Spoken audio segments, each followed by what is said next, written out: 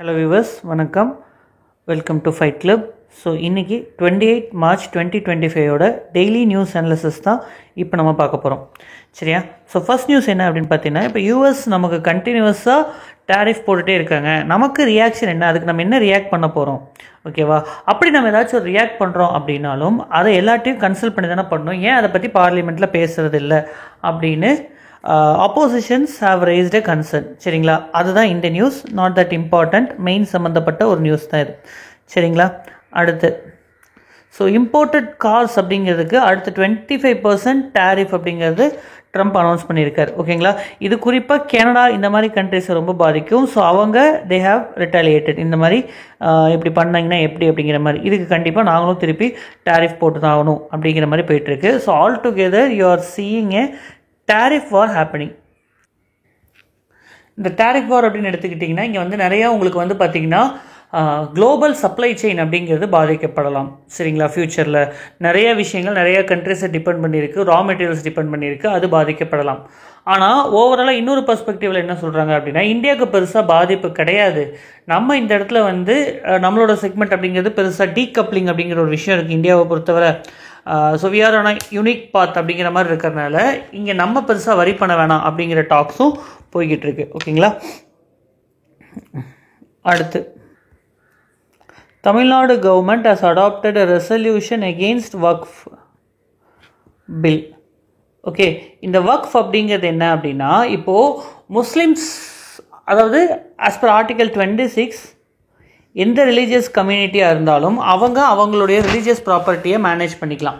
Right? அப்போ temple அப்படின்னா அதுக்கு இந்து அறநிலையத்துறைன்னு ஒன்று இருக்குது. அவங்க டெம்பிள் ப்ராப்பர்ட்டிஸ் எல்லாம் மேனேஜ் பண்ணி கொடுக்குறாங்க. Christians R their own management. அந்த மாதிரி முஸ்லீம் அவங்களுடைய சொத்துக்களை, அந்த மசூதி சம்மந்தப்பட்ட சொத்துக்களை மேனேஜ் பண்ணுற கமிட்டிக்கு பேர் தான் வக்ஃப் போர்டு அப்படின்னு சொல்லுவாங்க. இந்த வக்ஃப் போர்டில் இப்போ ரீசெண்டாக சேஞ்சஸ் கொண்டு வந்திருக்காங்க. இதில் இந்த சேஞ்சஸில் என்ன பிரச்சனை அப்படின்னு பார்த்தீங்கன்னா, அந்த வக்ஃப் போர்டில் நான் முஸ்லீம், அதாவது பார்லிமெண்ட்லேருந்து ஒருத்தர் இருப்பாங்க அப்படின்னு சொல்லியிருக்காங்க. ஸோ இப்போ அந்த மதத்தை பாதிக்கிற மாதிரி இருக்குது அப்படிங்கிறனால அவங்க அதை கன்சர்னாக ரைஸ் பண்ணிகிட்ருக்காங்க. ஸோ அதுக்கு தமிழ்நாடு கவர்மெண்ட்டும் ரெசல்யூஷன் கொடுத்துருக்காங்க. இந்த இடத்துல வந்து இவங்க கொடுத்துருக்கிறதுக்கு பேர் ரெசல்யூஷன் ஆக்ட் கிடையாது. சரியா?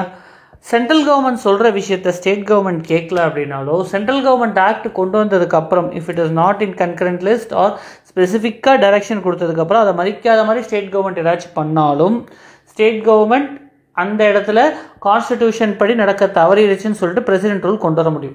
ஸோ இது ஆக்ட் கிடையாது. ஆக்ட்னா சட்டம் கிடையாது. இது ஒரு தீர்மானம் மட்டும்தான். தீர்மானம் அப்படிங்கிறது அந்த சட்டசபையாக இருக்கட்டும் இல்லை ஒரு பார்லிமெண்ட், அந்த அவங்களுடைய ஒப்பீனியன் என்னன்னு சொல்கிறதா ரெசல்யூஷன். ரைட்டா? ரெண்டுத்துக்கும் வித்தியாசம் இருக்குது, அதை புரிஞ்சு வச்சுக்கோங்க.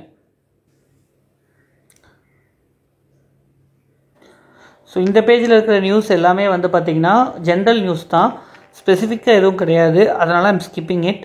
ஓகேங்களா? Mandatory privacy, right to privacy article 21 case புட்டஸாக எழுதிடுவீங்க. ஸோ அதனால் இதுவும் பெருசாக சிக்னிஃபிகண்ட் இல்லை. Now we are moving in to editorial. எடிட்டோரியலை பொறுத்தவரை இது எல்லாமே நம்ம பார்த்த எடிட்டோரியல் தான். சீஃப் ஜஸ்டிஸ் அங்கே மாட்டினதுலேருந்து இது ரிலேட்டடாக உங்களுக்கு இருக்கக்கூடிய விஷயங்கள் என்ன, ஜுடிஷியல் அப்பாயின்மெண்ட் என்ன கதை, ஓகேங்களா, அக்கௌண்டபிலிட்டி ஆஃப் ஜுடிஷியரிக்கு என்ன தேவை, நேற்றும் பேசியிருந்தோம். எகெயின் அண்ட் எகெயின் இதை நம்ம பேசிகிட்டே இருக்கக்கூடிய ஒரு டாபிக் தான். கம்ப்ளீட்டாக மெயின்ஸுக்கான ஏரியா. ரைட்டா? தென் என்ஜேஎஸ்சியை பற்றி பேசியிருந்தோம், national judicial appointment committee. So previous videos பார்க்காதவங்க பார்த்துருங்க. நம்ம இதை பற்றி டீட்டெயில்டாக ஒரு வீடியோவும் கொடுத்துடலாம் யூடியூப்பில். ஓகேங்களா? ரைட். அடுத்து வந்து பார்த்திங்கன்னா சஹ்யோக் போர்ட்டல். இந்த சஹ்யோக் போர்ட்டலும் நம்ம பார்த்த நியூஸ் தான். அது எதுக்கு அப்படின்னா, இப்போது ஒரு தவறான செய்தி அப்படிங்கிறது சோஷியல் மீடியா இன்டர்மீடியரிஸ், அதாவது ஃபேஸ்புக் வாட்ஸ்அப்பில் வந்துச்சுன்னா அந்த ஃபேஸ்புக் வாட்ஸ்அப் அந்த வச்சுருக்கிறவங்க தான் அதுக்கு பொறுப்பு. அதை அவங்க ரிமூவ் பண்ணணும் அப்படிங்கிறது இப்போ இருக்கக்கூடிய சட்டம். ஸோ இந்த சட்டத்தை செயல்படுத்தும் விதமாக அவங்க சஹ்யோக் போர்ட்டல் அப்படின்ற ஒரு போர்ட்டலை கொண்டு வந்தாங்க. இதற்கு எதிராக இலான் மஸ்க் அப்படிங்கிறவர் வந்து கேஸ், அதாவது அவர் கன்சர்ன் ரைஸ் பண்ணியிருப்பார், கேஸும் போட்டிருந்திருப்பார். ஸோ இப்போ அதுதான் இங்கே நியூஸாக இருக்குது. இங்கே நீங்கள் அண்டர்ஸ்டாண்ட் பண்ண வேண்டியது செக்ஷன் 79 ஆஃப் ஐடி ஆக்ட். இது ரிலேட்டடாக நம்ம ஒரு கேஸ் கூட பார்த்தோம், ஸ்ரேயா சிங்கால் கேஸ் அப்படிங்கிறது. அது section 66A of IT act. சரியா? செக்ஷன் 66A ஆஃப் ஐடி ஆக்டில் ஒரு விஷயம் தவறாக இருக்குது அப்படிங்கிறதுக்காக வேண்டி, அதாவது ஒரு சோஷியல் மீடியாவில் அரசாங்கத்துக்கு எதிராக பேசினா உங்களுக்கு ஜெயில் தண்டனை அப்படின்னு சொல்லியிருப்பாங்க. அதை கேன்சல் பண்ணியிருப்பாங்க கோர்ட். செக்ஷன் 69 இருக்குது ஐடி ஆக்டில். இதன்படி ஒரு தவறான இன்ஃபர்மேஷன் அப்படிங்கிறது சோஷியல் மீடியாவில் இருந்துச்சுன்னா அதை அரசாங்கம் ரிமூவ் பண்ணலாம் அப்படிங்கிறது 69. இப்போ செக்ஷன் 79 என்ன சொல்லியிருப்பாங்க அப்படின்னா, உங்களுக்கு வந்து சேஃப் ஹார்பர் ப்ரொடெக்ஷன் அப்படின்னு சொல்லுவாங்க. அதாவது இப்போ நான் ஒரு இன்ஃபர்மேஷனை தப்பாக கொடுத்துருக்கேன் சோஷியல் மீடியாவில், நான் தான் பொறுப்பு. அந்த சோஷியல் மீடியா வச்சிருக்கிறவங்க அவங்க தண்டனைக்குரியவங்க ஆக மாட்டாங்க அப்படிங்கிறதுல செக்ஷன் 79 இருக்குது. ஆனால் இதில் எக்ஸப்ஷன், அதாவது இன்னொரு சப்க்ளாஸ் என்ன சொல்கிறாங்க அப்படின்னா செக்ஷன் 79(3)(b அதில் என்ன சொல்கிறாங்க அப்படின்னா, அந்த இன்டர்மீடியரிஸ் இருக்காங்க இல்லையா, இப்போ ஃபேஸ்புக்கோ வாட்ஸ்அப்போ அவங்கள்ட்ட வந்து கவர்மெண்ட் ஒரு விஷயத்த சொல்லி அப்போ பண்ணலன்னா அவங்களும் லைபிலிட்டிக்கு ஆகிடுவாங்க. சேஃப் ஹார்பர் ப்ரொடெக்ஷன் அப்படிங்கிறது கிடைக்காது. ரைட்டா? ஸோ செக்ஷன் 69(a)ல ஸ்பெசிஃபிக்காக நேஷ்னல் செக்யூரிட்டி, பப்ளிக் ஆர்டர் இந்த மாதிரி விஷயத்துக்காக வேண்டி மட்டும்தான் ஒரு இன்ஃபர்மேஷன் அப்படிங்கிறத அந்த இதுலேருந்து தடை பண்ணணும். ஒரு கருத்து சொந்தம், ஸ்பீச் அண்ட் எக்ஸ்பிரஷன் அப்படிங்கிறத சோஷியல் மீடியாவில் ரெஸ்ட்ரிக்ட் பண்ணணும் அப்படின்னு சொல்லியிருக்காங்க. பட் இப்போ இந்த 79(3)(b அப்படிங்கிறத யூஸ் பண்ணி கவர்மெண்ட் பேக்டோர் வழியாக, அதாவது மறைமுகமாக அந்த ஸ்பீச் அண்ட் எக்ஸ்பிரஷனை பாதிக்கிற மாதிரி நடந்துக்கிறாங்க அப்படிங்கிறதா இங்கே இருக்கக்கூடிய case. Hope you understood the topic. So India மியான்மருக்கு நடுவில் ஃப்ரீ மூவ்மெண்ட் ரெஜிம் சொல்லுவாங்க. ஃப்ரீ மூவ்மெண்ட் ரெஜிம் அப்படின்னா அங்கே இங்கே அவங்க ட்ரான்ஸ்ஃபர் பண்ணுறதுக்கு பெருசாக கன்சர்ன் இல்லை. They can freely go from this area to that area without actually having a passport visa பிரச்சனை இல்லாமல் பவுண்டரிஸ் ஒரு இடத்துலேருந்து இன்னொரு இடத்துக்கு போக முடியும், அந்த குறிப்பிட்ட ரீஜனில் மட்டும். இந்தியா மியான்மருக்கு நடுவில் ஃப்ரீ மூவ்மெண்ட் ரெஜிம் இருக்குது, போரஸ் பார்டர்னு சொல்லுவாங்க. பட் இதில் கன்சர்ன் என்ன அப்படின்னு பார்த்தீங்கன்னா, அதை மிஸ்யூஸ் பண்ணி ஸ்மக்லிங் இந்த மாதிரி விஷயங்கள்லாம் நடக்கிறது தான். ஜுடிஷியல் அக்கௌண்டபிலிட்டி அப்படின்னு வரும்போது நிறைய லாயர்ஸ் எல்லாம் சீஃப் ஜஸ்டிஸ்க்கு ஒரு லெட்டர் எழுதியிருக்காங்க, பார் அசோசியேஷனும் லெட்டர் கொடுத்துருக்காங்க. என்ன அப்படின்னா, ஒரு தப்பு நடந்திருக்கு, இந்த தப்பு எல்லாத்துக்கும் தெரியுது, அப்போ இந்த இடத்துல ஒரு வெறுமனே ட்ரான்ஸ்ஃபர் பண்ணுறதுன்றது வந்து சரியான இதாக இருக்காது. ஒரு நார்மல் கவர்மெண்ட் சர்வெண்ட் என்ன தப்பு பண்ணால் எப்படி நடந்துப்போமோ அந்த மாதிரி தான் நடந்துக்கணும் அப்படின்னு சொல்லிட்டு தேர் ஆர்ஜிங் இட். ஓகேவா? That is it. So Bangalore principle அப்படின்ற ஒரு விஷயம் சொல்லியிருக்காங்க. இது என்ன அப்படின்னு கேட்கலாம். Bangalore principle is related to judiciary. ஓகேங்களா? ஜுடிஷியல் எத்திக்ஸ் சம்மந்தப்பட்டது. ஓகேவா? இன்ஹவுஸ் ப்ரொசீஜர் நான் ஏற்கனவே சொன்ன மாதிரி தப்புன்னு வந்துச்சுன்னா ஃபஸ்ட் இன்ஹவுஸ் ப்ரொசீஜர் தான் ஜட்ஜஸ்க்கு ஃபாலோ பண்ணுவாங்க. தென் அதுக்கப்புறம் தான் ஃபர்தர் ஆக்ஷன்ஸ்க்கு போகும். Okay, then restatement of values of judicial service அப்படிங்கிறது ஒரு பிரைமரி கோட் ஆஃப் எத்திக்ஸ். இதை சுப்ரீம் கோர்ட் 1997 அடாப்ட் பண்ணியிருக்காங்க. ஓகேவா? இதோட முக்கியமான பிரின்சிபலே மக்களுக்கு ஜுடிஷியரி மேலே நம்பிக்கை வர மாதிரி நடந்துக்கணும் அப்படிங்கிறது தான். ஸோ 0 ஹவர் கேள்வி நேரம் முடித்து அடுத்து இருக்கக்கூடிய டைமில் 0 ஹவர் இங்கே இதை பற்றி லா மினிஸ்டர்கிட்ட கேள்வி கேட்டிருக்காங்க. அவ்வளோதான். ஓகே, ஏன் லோக்பால் இன்வெஸ்டிகேஷன் நடத்தக்கூடாது அப்படின்னு கேட்டிருக்காங்க. உங்களுக்கு நல்லா தெரியும், லோக்பாலோட ஜூரிஸ்டிக்ஷன் ஜட்ஜஸ்க்கு வராது அப்படின்னு ஏற்கனவே சொல்லியிருந்திருக்காங்க. இப்போ எகெயின் அந்த ஒரு கான்செப்ட் ரீசர்ஃபேஸ் ஆகுது. லோக்பாலில் ஏன் பப்ளிக் சர்வெண்ட் எல்லாத்தையும் விசாரிக்க முடியும்னா ஜட்ஜஸை ஏன் விசாரிக்கக்கூடாது அப்படின்னு கேட்டிருக்காங்க. ஸோ பிரச்சந்த் பிரஹார் அப்படிங்கிறது ஆர்மியோட ட்ரை சர்வீஸ் எக்ஸசைஸ். சரிங்களா? எங்கே நடந்திருக்கு அப்படின்னு பார்த்தீங்கன்னா அருணாச்சல் பிரதேஷ். ஸோ இங்கே 2 நியூஸ் இருக்குது, ரெண்டையும் ஒன்றா தான் பார்க்கணும். ஒரு பக்கம் opposition leaders DMK and Congress இவங்கெல்லாம் சேர்ந்து ஸ்பீக்கரை பார்த்து they have share their grievances. அவங்களுக்கு 12 இஷ்யூ ரைஸ் பண்ணியிருக்காங்க. ஓகேவா? என்ன அப்படின்னா, டிமாண்ட் ஃபார் கிராண்டில் முக்கியமான ஒரு விஷயங்களை டிஸ்கஸ் பண்ணாமல் இருக்குது. Key ministries left out. Demand for grant அப்படிங்கிறது என்னென்னா, பட்ஜெட் ப்ரப்போஸ் பண்ணதுக்கப்புறம் அந்தந்த அமைச்சரவை அவங்களுக்கு தேவையான காசு அப்படிங்கிறத கேட்கறதுக்கான ஒரு ஆப்ஷன் தான். Right? That is called as demand for grant. So demand for grant லோக்சபாவில் மட்டும்தான் கொண்டு வர முடியும். பிரசிடென்ட் தான் அதுக்கு ரெக்கமெண்டேஷன் கொடுத்துருக்கணும். பிரசிடென்ட்டோட ரெக்கமெண்டேஷன் பேரில் தான் அதை கேட்க முடியும். That is with regard to demand for grant. அதை நீங்கள் தெரிஞ்சு வச்சுக்கணும். ரைட்? தென் அட்ஜர்ன்மெண்ட் மோஷன் அப்படிங்கிறத ஏற்றுக்கவே மாட்டேங்கிறது ஸ்பீக்கர் அப்படிங்கிறது தான். அட்ஜர்ன்மெண்ட் மோஷன் அப்படிங்கிறது என்னென்னா, ரொம்ப முக்கியத்துவம் வாய்ந்த விஷயம் அப்படின்னு வரும்போது அதை பற்றி பேசுவதற்கு மற்ற எல்லா விஷயத்தையும் நிறுத்திட்டு இதை பற்றி மட்டும்தான் பேசி ஆகணும் அப்படிங்கிறது தான் அட்ஜர்ன்மெண்ட் மோஷன். அட்ஜர்ன்மெண்ட் மோஷன் அப்படிங்கிறது ஒரு எலிமெண்ட் ஆஃப் சென்ஷர் இருக்குது. என்னங்க நடக்குதுங்க அப்படிங்கிற மாதிரி ஒரு கேள்வி இருக்குது. அதனால் அதை லோக்சபாவில் மட்டும்தான் கொண்டு வர முடியும், ராஜ்யசபாவில் கொண்டு வர முடியாது. That is with regard to adjournment motion. ஓகேங்களா? அடுத்து வந்து பார்த்திங்கன்னா, இங்கே டெபுட்டி ஸ்பீக்கரை இன்னும் எலெக்ட் பண்ணாமே வச்சுருக்காங்க 2019 ஸோ கான்ஸ்டிடியூஷன் டெபுட்டி ஸ்பீக்கர் அப்படின்ற ஒருத்தருக்கு ரொம்ப முக்கியமான ஒரு ரோல் இருக்குது. என்ன அப்படின்னா, ஸ்பீக்கர் இல்லாத டைமில் அவங்க தான் பார்லிமெண்ட்டை, அதாவது லோக்சபாவை நடத்துவார். ரைட்டா? அதுதான் டெபுட்டி ஸ்பீக்கர். பிரச்சனைனா, டெபுட்டி ஸ்பீக்கரை கண்டிப்பாக ஆப்போசிஷனில் இருந்து தான் எடுத்தாகணும். ரைட்டா? அதனாலேயோ என்னவன்னு தெரில, பட் மேபி டெபுட்டி ஸ்பீக்கர் அப்படிங்கிறத கொடுக்கல. சார் அப்போ அது கான்ஸ்டிடியூஷனை வேலிடேட் பண்ணாதா அப்படின்னா, இங்கே லூப் ஹோல் அப்படிங்கிறது 2 இருக்குது. ஒன்று வந்து பார்த்திங்கன்னா, டெபுட்டி ஸ்பீக்கர் இத்தனை நாளைக்குள்ள அப்பாயிண்ட் பண்ணி ஆகணும்னு கான்ஸ்டிடியூஷன் சொல்லலை. ஆஸ் சூன் ஆஸ் மேபி அப்படின்னு தான் சொல்லியிருக்காங்க. Right? Point number 1. Point number 2, பார்லிமெண்ட்டுக்குள்ளே நடக்கிற விஷயத்தில் வெளியிலேருந்து சுப்ரீம் கோர்ட்டை யாரும் தலையிட முடியாது, செப்பரேஷன் ஆஃப் பவர். அதனால் அவங்க அந்த நடக்கிற விஷயத்தை யாரும் கேள்வி கேட்க முடியாத மாதிரி இருக்குது. இங்கே வந்து பார்த்திங்கன்னா நேற்றே நம்ம பார்த்துருந்தோம் ப்ரிவிலேஜ் மோஷன் அப்படின்றது. So honourable home minister Amit Shah மேலே இந்த இடத்துல ஒரு ப்ரிவிலேஜ் மோஷன் கொடுத்துருக்காங்க, ஒரு தவறான இன்ஃபர்மேஷன் கொடுத்துருக்காங்கன்னு. பட் ராஜ்யசபா சேர்மன் அதை ஏற்றுக்கல. He rejected it. ஓகேங்களா. ப்ரிவிலேஜ் மோஷனை பற்றி நேற்று தான் நம்ம டீட்டெயில்டாக பார்த்துருந்தோம். ஓகேங்களா. ஸோ நியூஸ் ஜென்ரலாக சொல்லியிருக்காங்க. அடுத்து உங்களுக்கு வந்து ஹீட் வேவ் வரப்போகுது. ஸோ இப்போ அதுக்கான ஸ்டெப்ஸ் எடுக்கணும் அப்படின்னு ஜென்ரலாக இந்த இடத்துல சொல்லியிருக்காங்க. வேறு எதுவும் ஸ்பெசிஃபிக்கானது கிடையாது, கைட்லைன்ஸ் தான் கொடுத்துருக்காங்க. Okay, heat wave is not yet a notified disaster. அதை மட்டும் தெரிஞ்சு வச்சுக்கோங்க. தென் இது வந்து கொஞ்சம் முக்கியமான news. Knock anti take missile system அப்படிங்கிறத 2500 கோடி கொடுத்து வாங்கியிருக்காங்க. ஓகேவா. ஸோ இது வந்து டெவலப் பண்ணது வந்து பார்த்திங்கன்னா DRDO. ஓகே, நாமிஸ் அப்படிங்கிறது வந்து பார்த்திங்கன்னா ஒரு missile fire and forget. Okay, fire and forget அப்படின்னா நீங்கள் ஒன்ஸ் அதை ஷார்ட் பண்ணிட்டீங்க அதுக்கப்புறம்னா திரும்ப நீங்கள் அதை பற்றி வரி பண்ண வேண்டாம். ஓகேவா.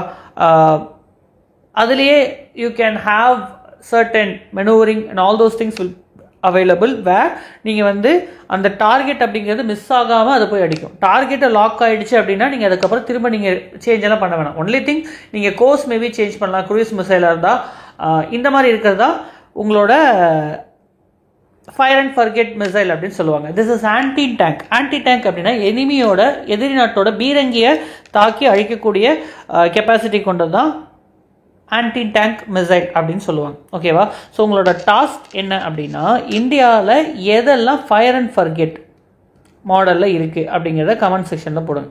ஓகேவா. ஸோ அடுத்த நியூஸ் பல்சஸ் ப்ரொக்யூர்மெண்ட் பற்றின நியூஸ்.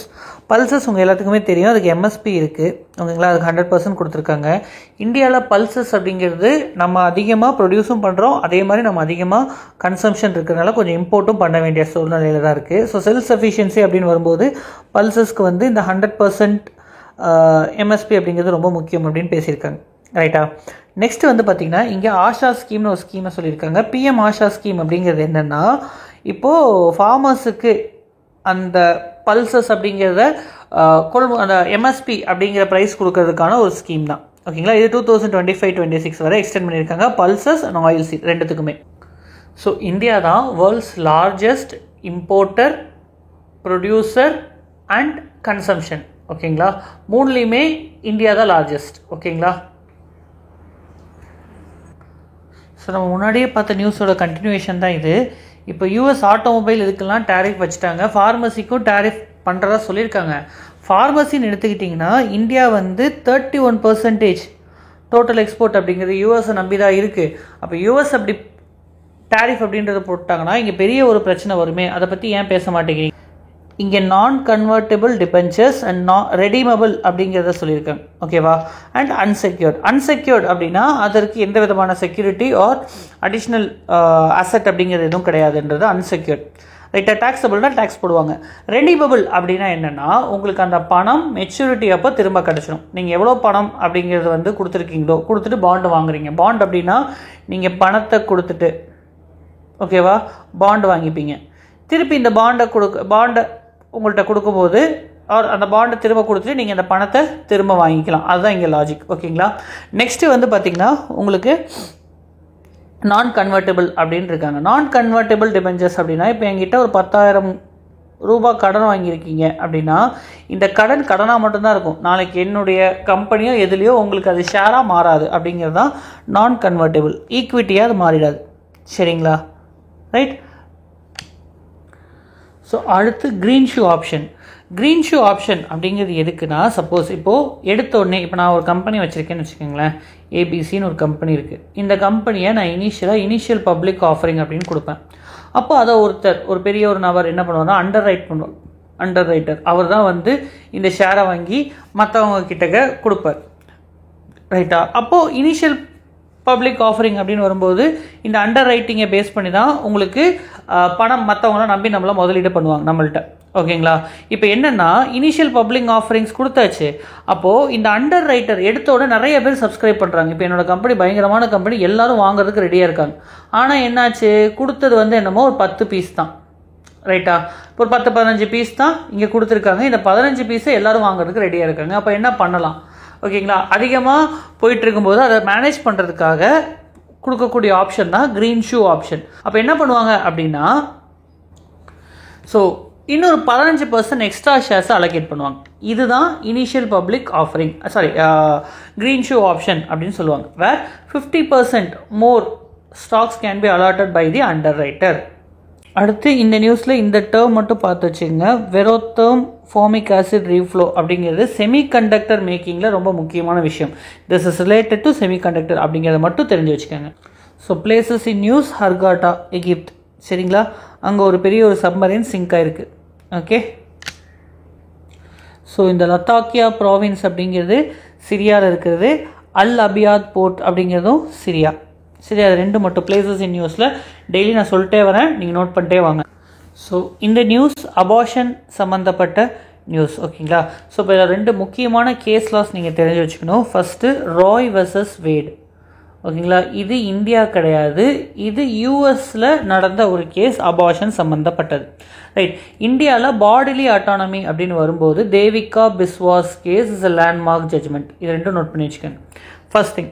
ரைட். நான் அபார்ஷன் அப்படின்னு வரும்போது இங்கே உங்களுக்கு ஆர்டிகல் 21 அந்த பெண்ணிற்கும் இருக்குது. அவங்களுடைய உடல் சார்ந்த விஷயத்துக்கு முடிவெடுக்கிற அதிகாரம் அவங்கள்ட்ட இருக்குதுன்னு பார்த்தீங்கன்னா அவங்களுக்கு ஆர்டிகல் 21 இருக்குது. அதே மாதிரி அந்த குழந்தைக்குமே வந்து பார்த்தீங்கன்னா ஆர்டிகல், அந்த சிசு அதுக்குமே ஆர்டிகல் 21 இருக்குது. இப்போ ரெண்டு பேர்த்தில் யாருடைய ஃபண்டமெண்டல் ரைட்ஸை பேஸ் பண்ணி இருக்கணும் அப்படிங்கிறதுக்கு தான் இங்கே பிரச்சனையே. நவ் இந்தியாவில் சுப்ரீம் கோர்ட் அபார்ஷன் அப்படிங்கிறத பண்ணலாம் அப்படிங்கிறத சொல்லியிருக்காங்க. ஆனால் அங்கே ஒரு பேரியர் அப்படிங்கிறது வந்து 24 வீக் அப்படின்னு வச்சுருக்காங்க. ஓகேவா. ஃபீட்டல் வயபிலிட்டி அப்படின்ற சொல்லுவாங்க. ஓகேவா. இப்போ ரீசெண்ட் கடைசியாக வந்த எம்ஆர்டிபி அமெண்ட்மெண்ட் ஆக்ட், இந்த ஆக்ட் தான் அபார்ஷனை மேனேஜ் பண்ணிட்டு இருக்கக்கூடிய ஆக்ட். இதில் வந்து 20 வீக் வர ஒரே ஒரு மெடிக்கல் ப்ராக்டிஷனரை வச்சு நீங்கள் அபார்ஷன் பண்ணிக்கலாம். ஓகேங்களா. 20லேருந்து 24 வாரங்கள். ஓகேங்களா. அப்படின்னா உங்களுக்கு 2 மெடிக்கல் ப்ராக்டிஷனர்கிட்டருந்து மூலியமாக தான் நீங்கள் அபார்ஷன் பண்ணிக்கணும். 24 to 30 வீக்ஸ் அப்படின்னா அந்த மெடிக்கல் போர்டு அதை ரிவ்யூ பண்ணியிருக்கணும். அப்போ தான் அந்த அபார்ஷன் அப்படிங்கிறத பண்ண முடியும். அந்த மெடிக்கல் போர்டுக்கு ஸ்ட்ரிக்டான லாஸ் கொடுத்துருக்காங்க, சட்டங்கள் இருக்குது. ஓகேங்களா. ஃபீட்டஸ்க்கு, அதாவது அந்த சிசுக்கு அப்நார்மாலிட்டி, அதோட வாழ்க்கையை முழுசாக நடத்த முடியாது அப்படிங்கிற ஒரு பிரச்சனையாக இருக்கணும். ஓகேங்களா. அந்த ப்ரெக்னென்ட் பர்சனோட ஹெல்த்துக்கு வந்து அது பெரிய பாதிப்பை ஏற்படுத்தும் அப்படிங்கிற 2 காரணத்துக்காக மட்டும்தான் அந்த மெடிக்கல் போர்டு 24லேருந்து 30 வாரத்துக்கு அபார்ஷனை அனுமதிக்க முடியும். அப்போ டிசீஸ் லைக் தலசீமியா இருக்குது, ஓகே, இல்லை அந்த குழந்தைக்கு இருக்கக்கூடிய அந்த குறைபாடு அப்படிங்கிறது அதை மேனேஜ் பண்ணிக்க முடியும் அப்படின்னா அப்போ கூட அவங்க வந்து சாங்டிட்டி ஆஃப் லைஃப்பை தான் ப்ரிஃபர் பண்ணுவாங்க. அது குவாலிட்டி ஆஃப் லைஃப்பை விட உயிர் முக்கியம், அது எப்படி இருந்தாலும் உயிர் முக்கியம் அப்படின்ற பெர்ஸ்பெக்டிவ் எடுத்துப்பாங்க. வேறு ஏதாச்சும் சீரியஸ் கன்சர்ன் இருந்தால் மட்டும்தான் அந்த மெடிக்கல் போர்டு அப்படிங்கிறவங்க அந்த அபார்ஷனுக்கு அனுமதி வழங்குவாங்க. ஸோ மற்றதெல்லாம் ஜென்ரலாக GS4க்கான டாபிக். GS4 எத்திக்ஸில் இது ரொம்ப இம்பார்ட்டன்ட். GS1 சொசைட்டிலையும் இதை உங்களுக்கு ஒரு கொஸ்டினாக கேட்கலாம். அபார்ஷன் லா இந்தியாவில் எப்படி இருக்குது, வேண்டுமா வேண்டாமான்னு 2 பக்கமும் ஆர்குமெண்ட் இருக்கும். சரிங்களா. ஸோ நீங்கள் பேலன்ஸ்டாக தான் ஆன்சர் எழுதணும். Okay, done. தேங்க்யூ. ஸோ அவ்வளோதாங்க. Thank you so much for listening to the video and hope you like the news analysis. Please continue the support. ஓகேங்களா. ஃபர்தராக நாளைக்கு நியூஸ் அனாலிசிஸில் பார்க்கலாம். ஓகேங்களா. மறக்காமல் சேனல் சப்ஸ்கிரைப் பண்ணுங்கள் அண்ட் இந்த வீடியோ பிடிச்சிருந்தா உங்கள் ஃப்ரெண்ட்ஸ் எல்லாத்துக்கும் ஷேர் பண்ணுங்கள். Thank you so much.